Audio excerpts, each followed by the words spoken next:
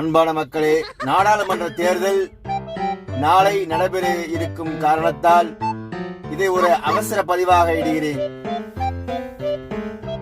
வீதிகளில் இறங்கி செருப்பு தைத்தும் டீயாத்தியும் பொரோட்டா சப்பாத்தி போட்டும் இப்படி என்னவெல்லாம் செய்தால் மக்களிடம் ஓட்டை வாங்கிக் கொள்ளலாம் என்ற யூகத்தில் அரசியல்வாதிகளும் யாருக்கு ஓட்டு போடுவது என்ற குழப்பத்தில் மக்கள் என்ன குழப்பத்தில் இருக்கிறார்கள் என்றால், இலவசம் கொடுப்பவர்களுக்கு ஓட்டு போடுவதா, மத வெறியர்களுக்கு ஓட்டு போடுவதா, இல்லை சாராய ஆலை ஓனர்களுக்கு ஓட்டு போடுவதா, இல்லை வாயால் வடை சுடுபவர்களுக்கு ஓட்டு போடுவதா, இல்லை பணம் கொடுப்பவர்களுக்கு ஓட்டு போடுவதா, பணம் கொடுக்காதவர்களுக்கு ஓட்டு போடுவதா என்று பெரிய குழப்பத்தில் இருக்கிறார்கள். இவர்களுக்கெல்லாம் ஓட்டு போடவில்லை என்றால் யாராவது ஒரு நல்ல வேட்பாளரை இருக்கிறார்களா என்று 99% இல்லை என்ற நிலைமைக்கு தள்ளப்பட்டு விட்டது. எப்போதும் உள்ள தேர்தல் எப்படி நடைபெறுமோ அதுபோல இப்போதும் நடைபெறுகிறது. பணம் பட்டுவாடா பரபரப்பாக நடந்து கொண்டுதான் இருக்கிறது. அப்படி ஒரு நம்பகத்தன்மை இல்லாத தேர்தலாக இந்த தேர்தல் மாறி இருக்கிறது. ஓட்டு மிஷினில் பல்வேறு முறைகள் நடக்க வாய்ப்பு இருக்கிறது என்று பலர் வழக்கு பதிவு செய்தும்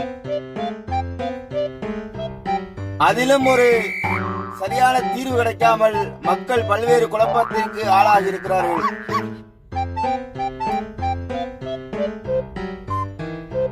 எப்படி இருந்தாலும் யாருக்காவது ஓட்டு போட்டுத்தான் ஆக வேண்டும், ஓட்டு போடுவது நம் உரிமை என்ற பட்சத்தில் மக்கள் என்ன முடிவு எடுக்க வேண்டும் என்றால், ஒரு 100%, ஒரு 50%, ஒரு நல்ல வேட்பாளர் இல்லை என்றால் கூட ஒரு 25% ஏதாவது ஒரு நல்ல வேட்பாளர் இருந்தா அவர்களுக்கு ஓட்டளித்து, ஏதோ முடங்கி போன தொழில்,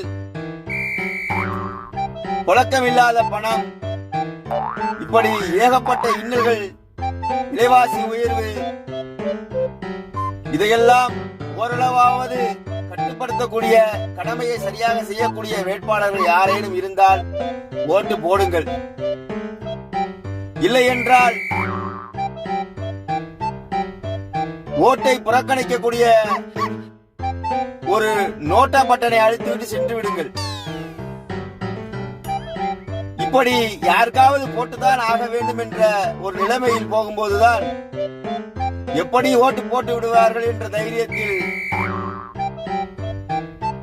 நல்லவர்கள் வருகை குறைவாகவும் தீயவர்கள் வருகை அதிகமாகவும் இருக்கிறது. வேட்பாளர்கள்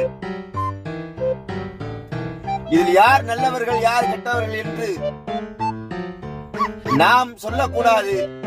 நாட்டில் நடக்கக்கூடிய விஷயங்களை பார்த்தாலே புரியும். ஆபத்து என்றால் ஓடி வருவோம் என்பார்கள், காலில் விழுவார்கள், எல்லாம் செய்வார்கள்.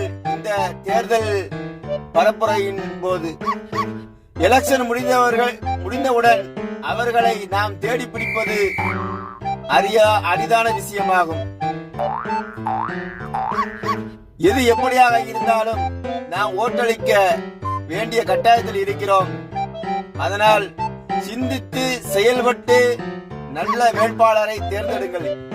இல்லை என்றால் நாட்டு நிலைமை மோசமானால் நம் நிலைமை மோசமாகிவிடும் என்பதை கவனத்தில் கொண்டு உங்கள் ஓட்டை சரியான நேரத்தில் சரியானவருக்கு வாக்களித்து அவர்களை தேர்ந்தெடுக்குமாறு உங்களை அன்போடு கேட்டுக்கொள்கிறேன். நீங்கள் யாருக்கு ஓட்டு போட சொல்றீங்கன்னு கேட்கலாம். ஏன்னா நான் எந்த கட்சியும் கிடையாது, எந்த இயக்கமும் கிடையாது.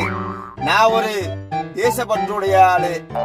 அதனால என்னைக்காவது தேசத்துக்கு நல்லது நடக்குமா என்ற ஒரு இயக்கத்தில் உங்களை போல நானும் இருக்கிற காரணத்தால் முடிந்த அளவுக்கு நீங்கள் நல்லவர்களுக்கு ஒரு 100% நல்லவர் இருக்க வாய்ப்பில்லை, ஓரளவு இருக்கும் வேட்பாளரை தேர்ந்தெடுக்க அன்போடு உங்களை கேட்டுக்கொள்கிறேன்.